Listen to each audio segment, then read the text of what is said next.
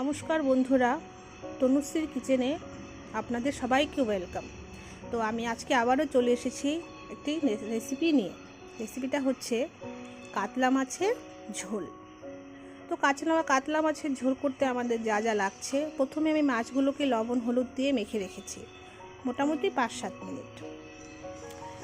তারপর আলু piece piece করে লম্বা পিস করে কেটে রেখেছি।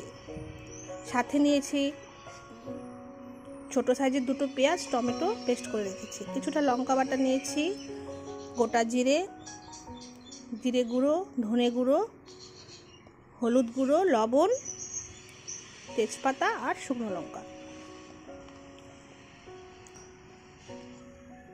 তো আমি কড়াই বসিয়ে দিয়েছি। কড়াই গরম হয়ে গেলে তেলটা দিয়ে দেব। আমি তেলটা দিয়ে দিলাম। তেলটা গরম হয়ে আসলে আমি একে একে মাছগুলোকে ছেড়ে দিব। তো তেলটা গরম হয়ে এসেছে, আমি এখন মাছগুলোকে ছেড়ে দিব। দেখুন আমি মাছগুলোকে একে একে ছেড়ে দিচ্ছি। তো মাছগুলো যতটুকু সময় নেবে ভাজার, ততটুকু সময় আমাকে ভেজে নিতে হবে।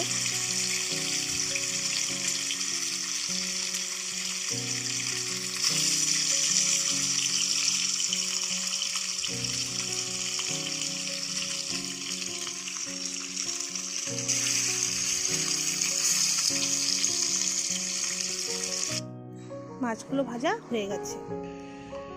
এবার ওই তেলেই আমি কেটে রাখা আলুগুলো ভেজে নেব, লাল করে ভেজে নেব।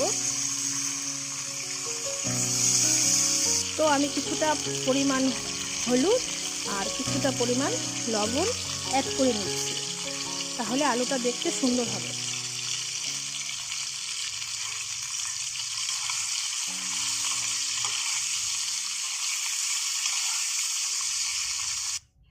আমার আলুটা ভাজা হয়ে গেছে। এবার কড়াইতে আমি আরও অল্প একটু তেল অ্যাড করলাম। তারপর শুকনো লঙ্কা,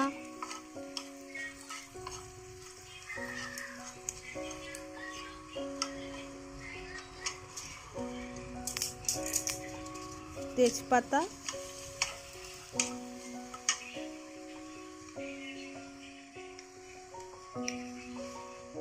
আর গোটা জিরে ফোড়ন দিয়ে দিলাম। তো ফোড়নটা একটু ভালো মতন ভেজে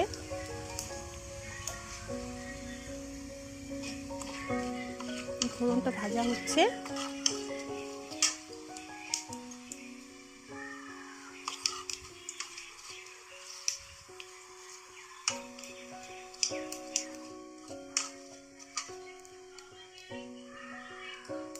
এরপর আমি পেস্ট করে রাখা টমেটো আর পেঁয়াজটা দিয়ে দেব।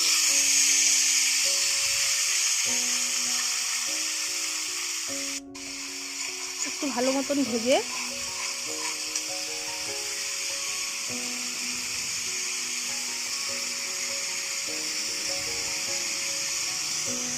একে একে মশলা অ্যাড করছি। দিয়ে দিলাম জিরে গুঁড়ো,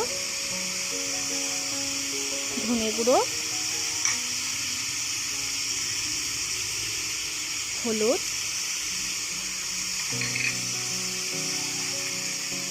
স্বাদ মতো লবণ দিয়ে ভালো করে নাড়িয়ে নিতে হবে। মশলা যখন বেশ ভালো করে ভাজা হয়ে যাবে, দেখুন মশলাটা আমি ভেজে নিচ্ছি ভালো করে। এরপর বেটে রাখা লঙ্কাটাও অ্যাড করে দিলাম।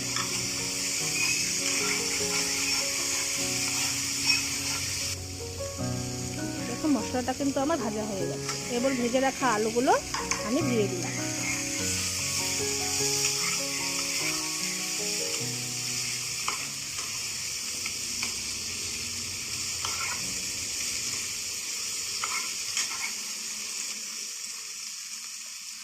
সামান্য পরিমাণে জল অ্যাড করে নিলাম।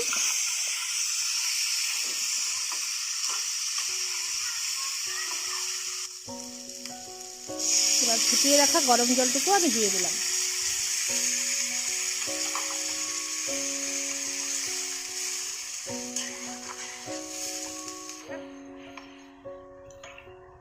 এবার ঝোলটাকে আমি ফুটতে দেব, মোটামুটি 5 মিনিটের মতন ঝোলটাকে ফুটতে দেব। তো জলটা ফুটে গেছে, এবার আমি ভেজে রাখা মাছগুলো অ্যাড করে দিলাম।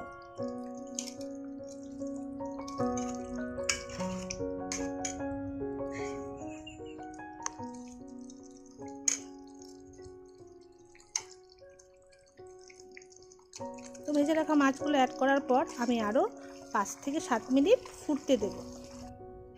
দেখুন আমার কাতলা মাছের ঝোল রেডি। তো বন্ধুরা, কেমন হয়েছে অবশ্যই জানাবেন।